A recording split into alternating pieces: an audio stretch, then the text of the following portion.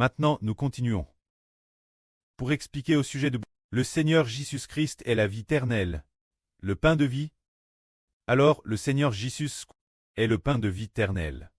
Le Seigneur dit, « Celui qui mange ma chair et boit mon sang. » À la vie éternelle, cela signifie que personne ne dépend de la nourriture. Pour obtenir la vie éternelle, personne ne dépend de divers repas ou de la farine. Ceux-ci ne donneront pas la vie éternelle. C'est en dépendant du Seigneur qu'on a la vie éternelle. Se dire s'appuyer sur l'intérieur du Seigneur. La puissance de la vie éternelle, pour obtenir la vie éternelle. Ainsi il est dit ici, « Celui qui mange ma chair et boit mon sang a la vie éternelle. » Cela signifie que l'homme doit dépendre du Seigneur Jésus pour vivre. Dépendre du Seigneur Jésus-Christ pour vivre. Alors l'homme peut avoir la vie éternelle, tout comme le Seigneur Jésus dépend du prêt pour vivre. Nous devons dépendre du Seigneur pour vivre. Tu es dans le Seigneur Jésus-Christ.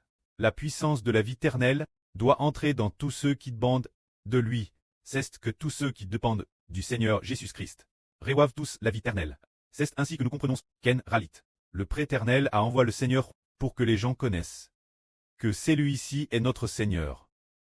En fait, le prêt a mis la vie éternelle dans le Seigneur. Et tous ceux qui sont sous le nom du Seigneur et dépendent de lui reçoivent la vie éternelle. C'est ce que le Seigneur Jésus a dit. Manger la chair du Seigneur et boire son sang pour avoir la vie éternelle. Cela signifie que cette personne prend le Seigneur Jésus comme nourriture, prend l'Évangile comme nourriture. Alors, l'intérieur, il y a ce que le Seigneur Jésus a donné, la vie éternelle, il vivra éternellement. Ce moment tel, beaucoup de disciples ont entendu le Seigneur Jésus dire « Celui qui mange ma chair et boit mon sang a la vie éternelle ».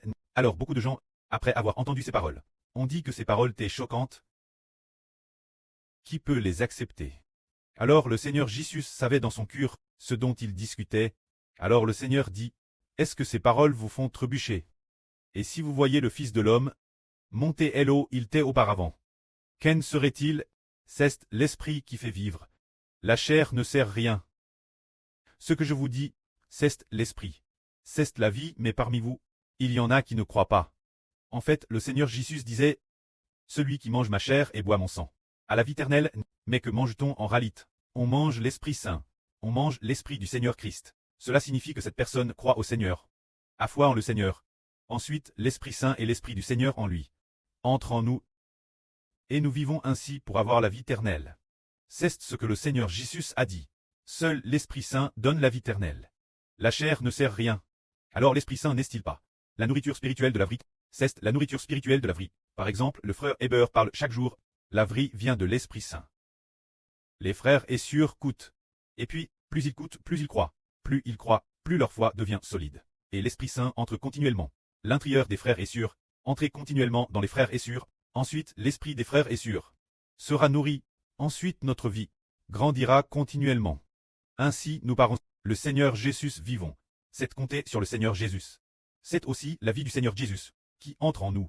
Que la gloire soit auprès et au Seigneur. Amen.